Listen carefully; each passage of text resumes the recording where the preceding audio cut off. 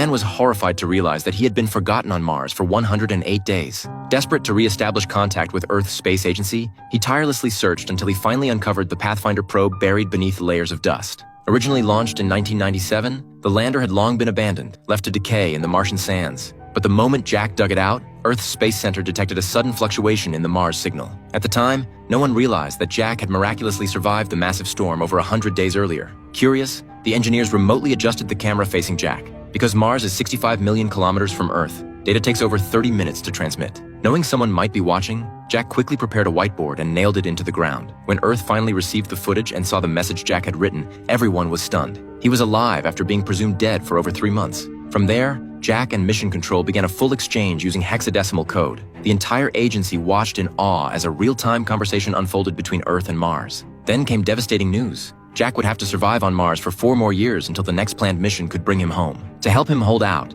the agency decided to send a rocket with supplies, but that would take an entire year to prepare. Fortunately, Jack had managed to grow crops on Mars, giving him a temporary food source. But disaster struck. A sudden pressure shift in the habitat caused a violent explosion. Jack was seriously injured, and every single plant he had cultivated was destroyed.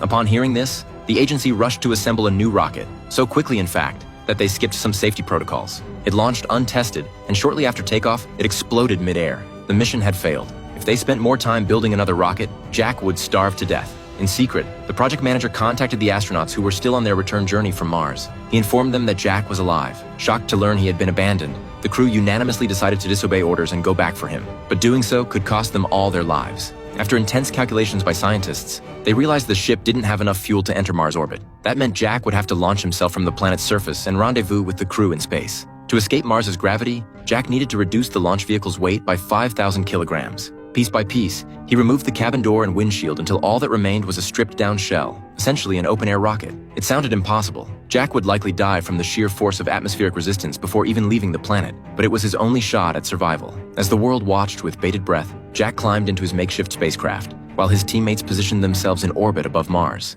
Then, against all odds, Jack launched into space in a vehicle barely holding together, racing toward an impossible docking with the ship that could finally bring him home.